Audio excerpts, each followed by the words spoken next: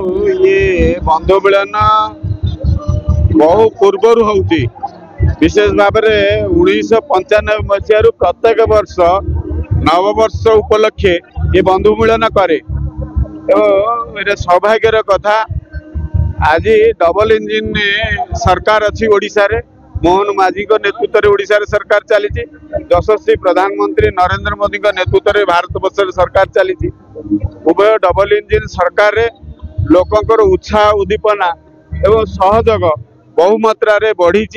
निश्चित रूपे खुशीर विषय आज बंधु मिलन भारतीय जनता पार्टी भुवनेश्वर सांगठनिक जिला पक्षर आयोजित करा। दल मत निर्विशेष समस्त को आम आमंत्रित करुचु। दलर पुराणा बहु पुराणा एवं दल नुआ समस्त को लेकिन आज ये बंधु मिलन कार्यक्रम होती। विशेष भाव में सहयोगी बंधु माने बहुत माने जो माने दल रे व्यक्तिगत भाव में सहयोग कर भी आसिक जोड़ी होती।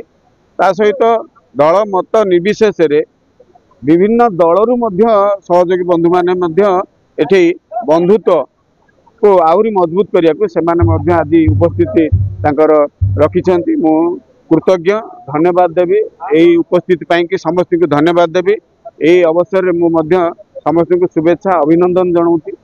महाप्रभु समस्त आशीर्वाद दिंतु, समस्त उत्तरोत्तर उन्नति हो, समस्त एमती बंधुत्व भाईचारा आगू को बढ़ंतु, समाजर मंगल हो, यही उद्देश्य बंधु मिलन कार्यक्रम अच्छे। शक्ति कौन आसला ये तो मु तो मध्य भुवनेश्वर निर्वाचन लड़ी थी 37 भोट हारी कोर्ट प्रक्रिया रे लड़ाई चली। महाप्रभुंकर माँ आशीर्वाद जदि से रिजल्ट पॉजिटिव आसला से कथा हम एवं सांगठनिक प्रक्रिया प्राय सब आमर सरीगला। राज्य नेतृत्व चयन बाकी रही एठी कौन प्रकार सेमती भावना ना। एठी जगन्नाथ प्रधान भुवनेश्वर सबुठ पुराणा कार्यकर्ता एक समझ जानते। तेणु मु सबु बेले हस खुशी रे विश्वास रखे, बंधुत्व रे विश्वास रखे, संपर्क रे विश्वास रखे। से कौन प्रकार से भाया वातावरण ना। आम समस्ते दल मत निर्विशेष समस्ते जे बाइया भाई आसला ये देखो सी भी गोटे दलर अच्छा। आम वी फॉर भुवनेश्वर सामाजिक अनुष्ठान समस्त एकाठी कम करूँ। आज मोर सौभाग्य वी फॉर भुवनेश्वर नेता सी अच्छा। सारा भुवनेश्वर आपण मैंने जानी सामाजिक अनुष्ठान जरिया बहुत प्रकार कम कर समाज सेवा कर।